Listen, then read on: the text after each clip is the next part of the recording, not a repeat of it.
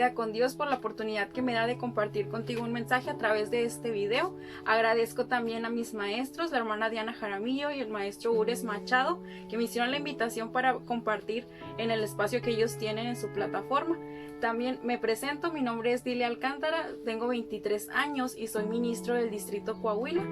Y hace 2 años egresé del Instituto Bíblico Martier.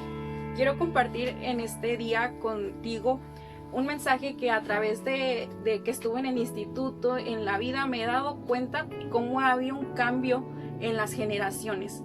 Y el título que he puesto es Generación de Cambio, porque en esta generación en la que estamos, creo firmemente que tú y yo podemos hacer un cambio a través de nuestras vidas. Al pasar el tiempo, sabes, la sociedad ha marcado tiempos donde han dividido a las generaciones. Y en este tiempo, la generación de los que nacieron del 1994 al 2010 se les ha conocido como la generación Z.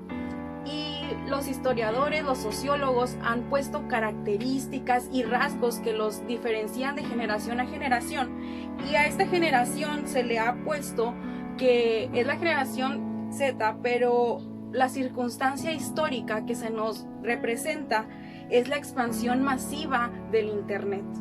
Y algo que caracteriza, dice que es la irreverencia. Tal vez se escucha fuerte, pero no es esto, es el punto de vista como lo ven los sociólogos, como ve la sociedad, como lo ve el mundo cuando estudian a la juventud. Pero desde el punto de vista bíblico, creo firmemente que hay en la juventud tenemos acceso a muchas plataformas, tenemos acceso a distintos lugares donde Dios nos ha puesto a cada uno de nosotros, y ahí podemos tú y yo generar cambios.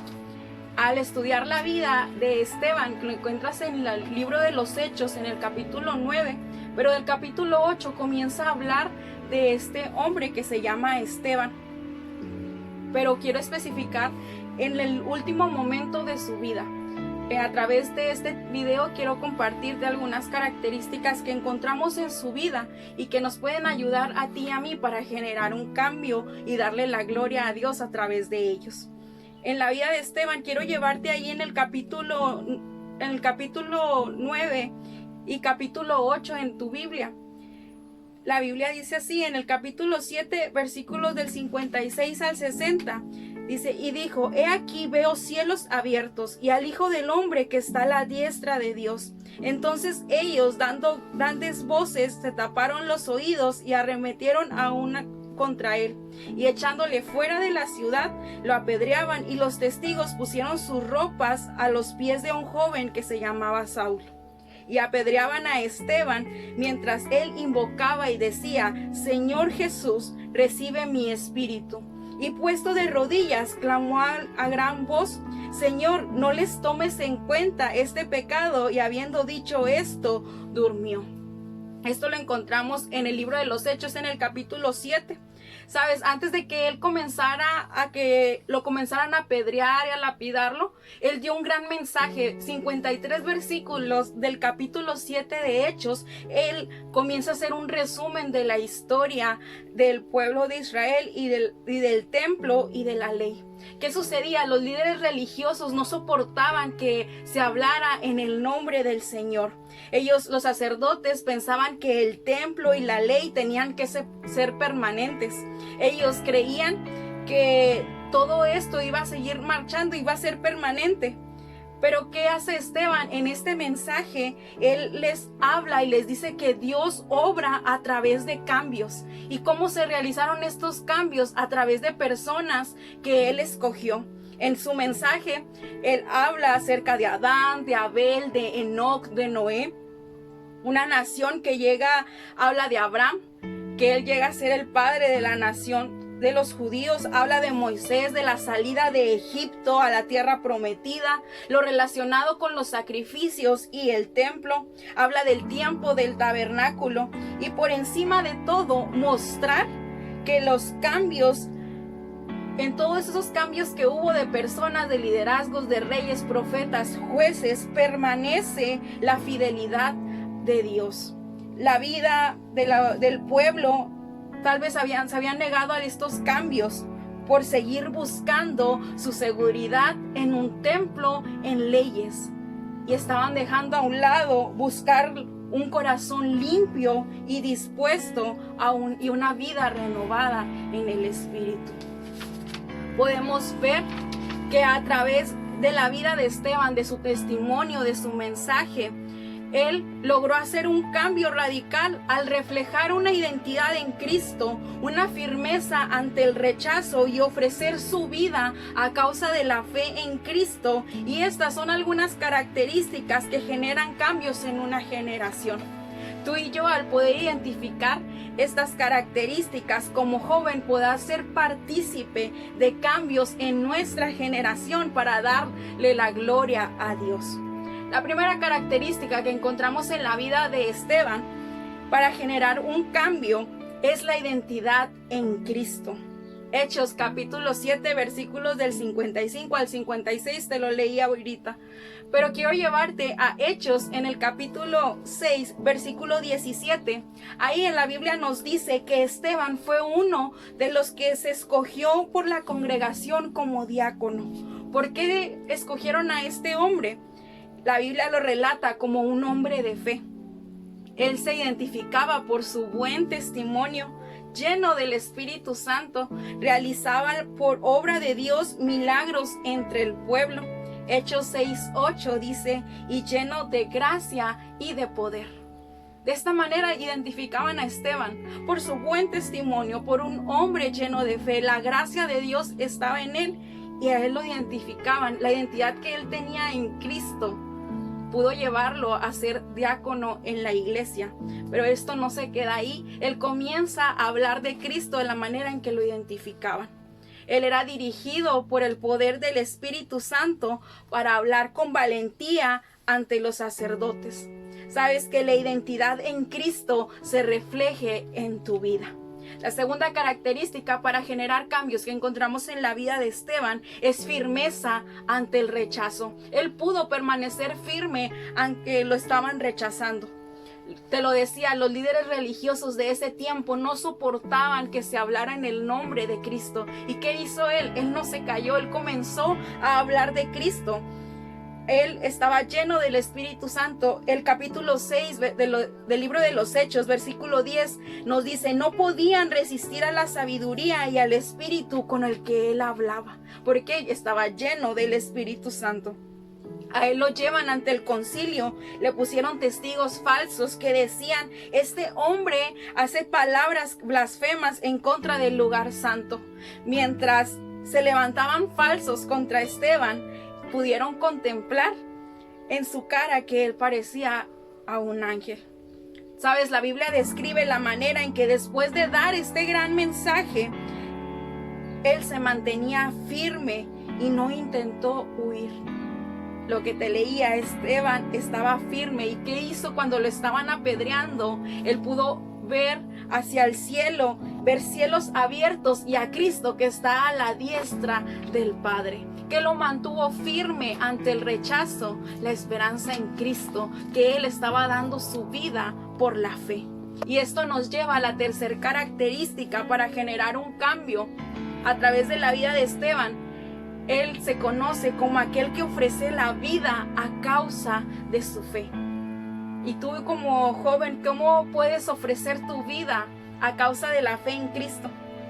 Versículos 59 al 60 del libro de los Hechos, en el capítulo 7, la Biblia dice, y apedreaban a Esteban mientras él invocaba y decía, Señor Jesús, recibe mi espíritu. Y puesto de rodillas, clamó a gran voz, Señor, no les tomes en cuenta este pecado. Y habiendo dicho esto, durmió. Así termina su vida. Después de haber dado un gran mensaje, hablado de Cristo, él muere poniendo su vista hacia el cielo, ve cielos abiertos, ve a Jesús que está a la diestra del Padre y puede decir, no les tomes en cuenta este pecado. Dar su vida a causa de la fe. La muerte de Esteban marcó el inicio de un tiempo en que la iglesia comenzaría a sellar en muchas ocasiones su testimonio de Cristo con su propia sangre. Él lo hizo, él dio su vida por la fe. Y esto nos lleva a una palabra que tiene un gran significado y es la palabra mártir. Él así terminó su vida como un mártir. ¿Y qué significa esta palabra? Es aquel que manifiesta su fe públicamente, testificando bien convencido de la experiencia en Jesucristo, en el poder del Espíritu Santo. Sabes, un mártir no es aquel que anda llorando, que anda de triste, no. Es alguien con valentía que habla de Cristo sin temor a lo que pueda pasar. ¿Por qué? Porque ofreces tu vida a causa de la fe en Cristo. Esteban fue el primero de miles de testigos del Señor que morían por testificar la verdad del Evangelio. Y es precisamente esto lo que el término mártir significa: morir a causa de Él. Como todos los mártires, sabes, Esteban fue un testigo de su Señor hasta el punto de muerte.